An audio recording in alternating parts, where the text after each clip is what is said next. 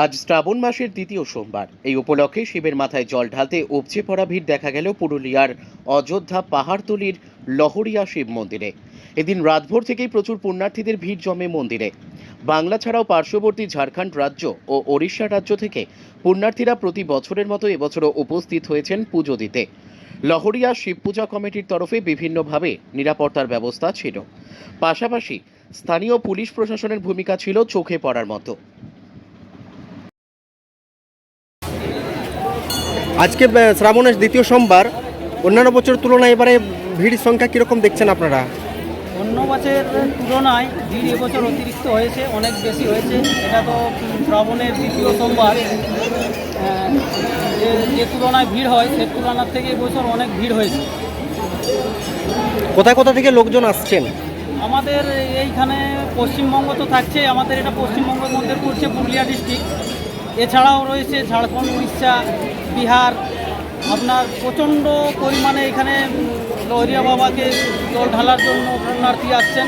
আগের তুলনায় অনেক ভিড় বেড়ে গেছে এবং যে পুণ্যার্থীরা এখানে মনস্কামনা করে নিয়ে আসছে সেই পুণ্যার্থীর মনস্কামনা পূর্ণ হচ্ছে বলেই আজকে এই দিনকে দিন ভিড় বেড়ে যাচ্ছে। ব্যবস্থা কী নিয়েছেন আপনাদের কমিটি থেকে?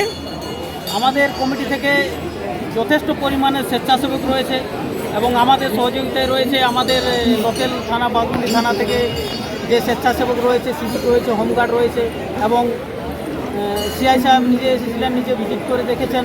প্রত্যেক জায়গায় আমাদের সিভিক দেওয়া আছে, প্রত্যেকটি ইয়াতে যেখানে বেরিয়েল গার্ড দরকার সেখানে গার্ড দেওয়া আছে, পার্কিংয়ের ব্যবস্থা করা আছে। মহিলা পুরুষের বিভিন্ন আলাদা আলাদা লাইনের ব্যবস্থা করা আছে, যারা পুণ্যার্থী আছে তাদের জন্য তাদের জন্য আলাদা। আপনার পরিচয়? আমার পরিচয়, আমি সুরপানি মাহাতো, লহরিয়া শিব পূজা কমিটির সেক্রেটারি। আজকে জেলার লহরিয়া ধামে এসছেন পুজো দিতে, কতক্ষণ ধরে লাইনে দাঁড়িয়ে আছেন? প্রায় ঘন্টাটা হয়ে গেল। আচ্ছা, কেমন ভিড় দেখছেন আজকে?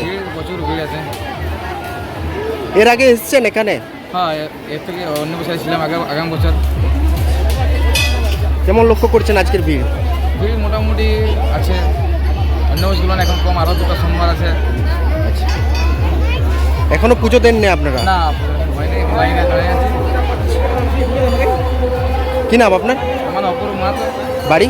বাড়ি হচ্ছে গ্রাম করন্ডি, পোস্ট চাকুমা, থানা হুড়া, জেলা পুরুলিয়া।